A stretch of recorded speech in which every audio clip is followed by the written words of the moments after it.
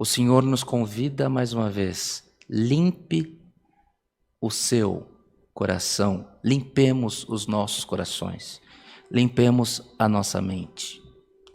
Não sentencie a prova do teu irmão por algum erro que ele tenha feito. Não justifique o erro do teu irmão pela prova que ele está vivendo. Esses dias que estamos vivendo de consternação na sociedade, não falta pregação dizendo que isso é porque a terra tem que pagar pelos erros, que a terra está pagando pelos pecados. Irmãos, eu não sei qual é a Bíblia que você segue, mas a minha Bíblia, Cristo deu a própria vida para salvar a todos nós.